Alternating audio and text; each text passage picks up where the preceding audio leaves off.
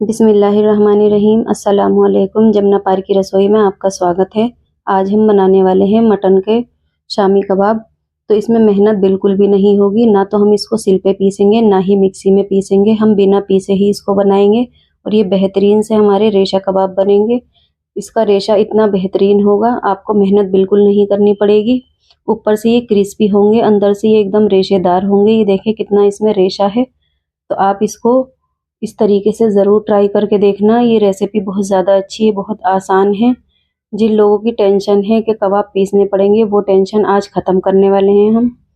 तो यहाँ पे हमने 1 किलो मटन का गोश्त लिया है, बोटियों में लिया है, जिसमें रेशा हमें करना होता है।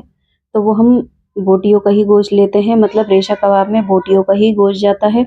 और यहाँ पे हमने कुछ सूखे मसाले लिए हैं।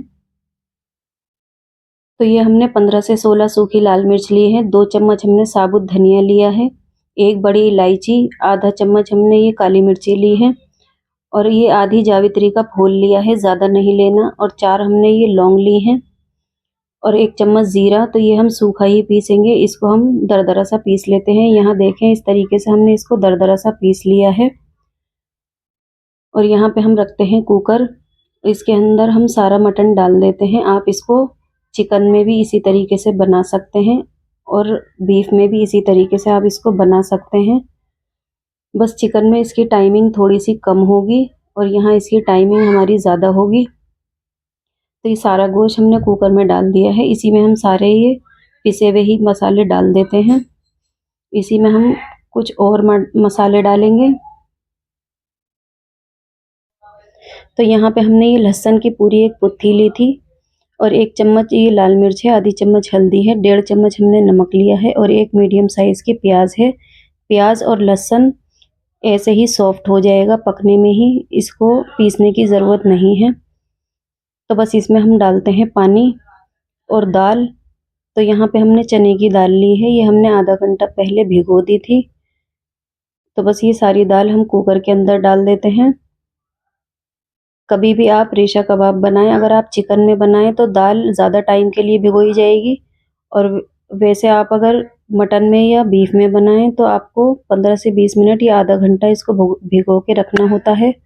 तो बस इसको हमने भिगो दिया था आधा घंटा पहले। तो ये भी हमने गोश्त के साथ ही डाल दी है और इसमें हम डालते हैं पानी। तो यहाँ हम डालते हैं इसमें 400 ml के करीब पानी, थोड़ा सा बचा लेते हैं। थोड़ा सा इसको हम चलाते हैं, कम लगेगा तो हम जो बचाया है हमने पानी तो हम वो भी डाल देंगे।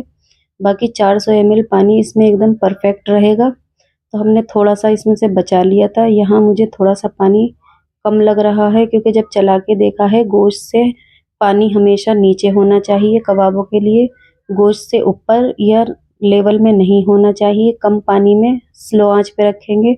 तो यहाँ जो बचा हुआ पानी है ये भी हम डाल देते हैं। इसको हम स्लो आंच पे पकाएंगे तो हमारा गोश्त भी गल जाएगा और दाल भी गल जाएगी। तेज़ आंच करके आपको इसको नहीं पकाना है। तो बस हम पकने के लिए रखते हैं इसको गैस पे। तो यहाँ देखें, इसमें इस तरीके से उबाल आ चुका है और हम ढक्कन लगा देते हैं। इस टाइम हमारी आंच फुल है। इसमें जैसे ही प्रेशर बनेगा हम आंच इसकी स्लो कर देंगे। स्लो आंच पे पकाएंगे हम 45 मिनट के लिए। तो यहाँ इसको 45 मिनट हो चुके हैं। एक बार हम खोल के देख लेते हैं। वैसे तो ये हमें बिल्कुल ही तैयार मिलेगा क्योंकि 45 मिनट में स्लो आंच पे एकदम से ही गल गया होगा गोश्त भी और दाल भी। अगर इस टाइम आपके बैटर में पानी हो, मतलब शामी कबाब के अंदर, तो आप आंच तेज़ करके इसका पानी सुखा लें। हमारे यहाँ पे इसमें कबाबों में पानी बिल्कुल सही है, दाल भी एकदम से गली हुई है, गोश्त भी एक बार हम चेक कर लेते हैं। तो यहाँ देखें कितना ये सॉफ्ट सा हमारा गोश्त हो चुका है। तो ये सॉफ्ट जब ही होगा जब आप स्लो आंच पे पकाएंगे, तेज़ आंच पे ये गोश्त सॉफ्ट नहीं होगा। तो ये बिल्कुल ही तैयार है हमारा। हम इस टाइम इसको बिल्कुल नहीं पीसेंगे, सिर्फ हमें एक रई या मथनी की मदद से इसको मैश करना होगा क्योंकि गोश्त भी हमारा सॉफ्ट है और दाल भी हमारी अच्छे से सॉफ्ट हो चुकी है। तो यहाँ इस तरीके से हमने ये रई ले ली है और इसको बोटियों को बस इस तरीके से हम मैश कर देते हैं। जब हम बोटियाँ मैश करेंगे तो दाल भी हमारी अपने आप ही मैश हो जाएगी। तो इसमें हमें ज़्यादा टाइम नहीं लगेगा, 2 से 3 ही मिनट लगेंगे। अगर आपको इस टाइम ये लगे कि आपका बैटर पतला है तो आप इसमें 2-3 ब्रेड लेकर मिक्सी में पीस के डाल सकते हैं। वैसे ये इस टाइम पतला लग रहा है, बाद में आपको ये बिल्कुल भी पतला नहीं लगेगा, गर्म है इसलिए लग रहा है। बाकी जैसे ही ये मैश हो जाएगा तो ये एकदम टाइट सा हमारा बैटर बन जाएगा। तो हम पूरा इसको अच्छी तरीके से मैश करके फिर दिखाते हैं आपको। तो यहाँ देखें ये सारा ही हमारा बैटर मैश हो चुका है और ये कितना थिक सा हो चुका है। ये देखें इसमें रेशा ही रेशा नज़र आ रहा है। तो कितना बेहतरीन सा हमारा ये पिस गया है बिना मेहनत के। इसको सिर्फ 3 मिनट लगे हैं। मैंने आपसे 3 से 4 मिनट कहा था, सिर्फ ये 3 मिनट में ही इतने बेहतरीन तरीके से मैश हो चुका है। तो बस इसको हम बड़े से बर्तन में निकाल लेते हैं, क्योंकि इसमें हमें मसाले और मिलाने हैं। मसाला तो सिर्फ हम एक ही मिलाएंगे, बाकी इसमें हरी मिर्ची प्याज ही डाला जाएगा, हरा धनिया, बाकी सारे मसाले तो हमने डाल ही दिए हैं इसमें, तो ज़्यादा हमें इसमें मसाले मिलाने की ज़रूरत नहीं है।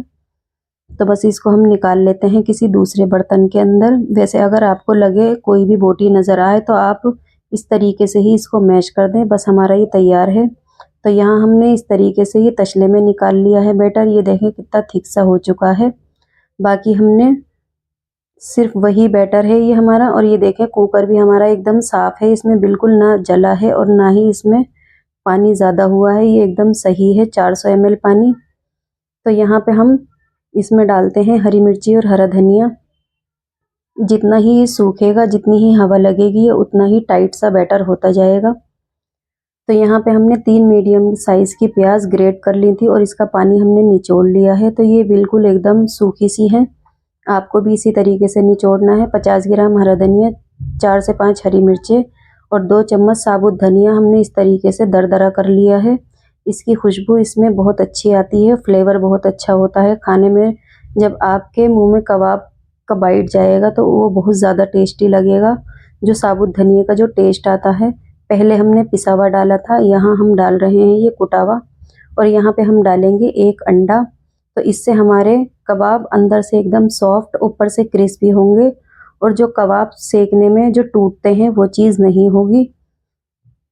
क्योंकि हम जब भी कबाब बनाते हैं तो यही होता है, कुछ लोग यही कहते हैं कि कबाब टूटते हैं, मगर जब अंडा डाल के आप बनाएंगे तो आपके कबाब बिल्कुल नहीं टूटेंगे और एकदम से ही आराम से पलट जाएंगे, क्रिस्पी हो जाएंगे।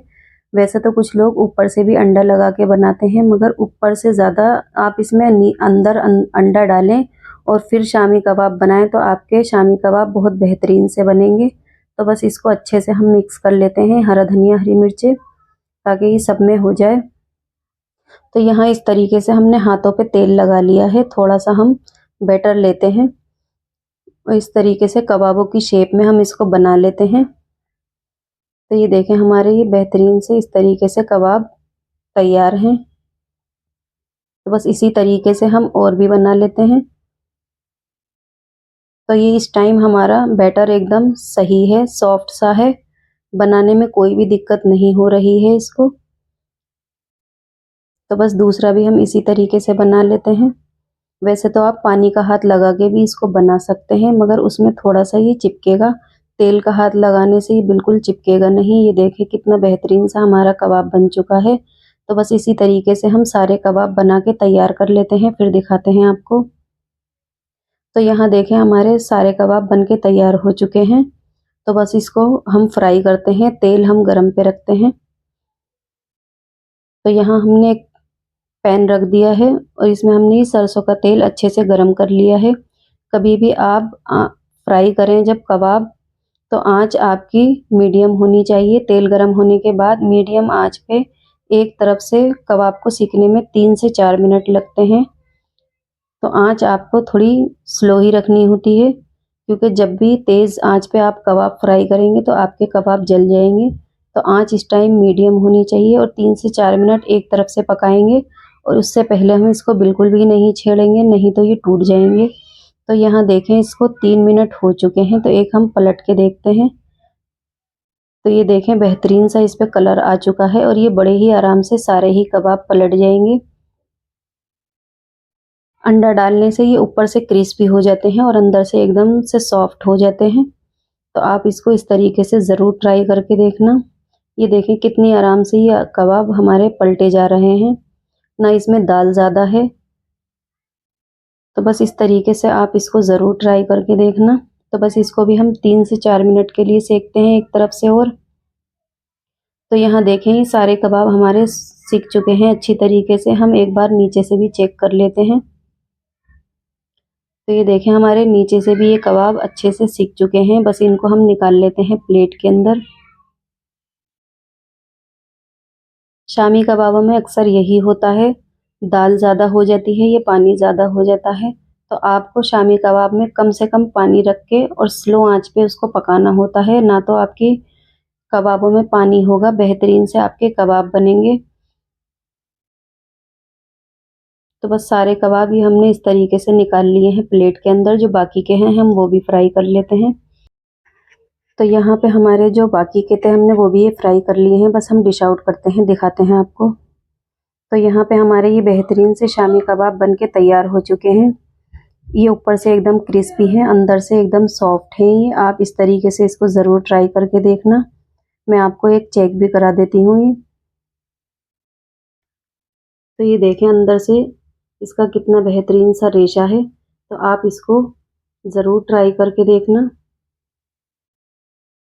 तो अगर आपको हमारी ये रेसिपी अच्छी लगे तो लाइक करना, शेयर करना, सब्सक्राइब ज़रूर करना, हमारी हौसला अफजाई करना। हम फिर मिलते हैं किसी नई वीडियो के साथ। तब तक के लिए अल्लाह हाफिज़।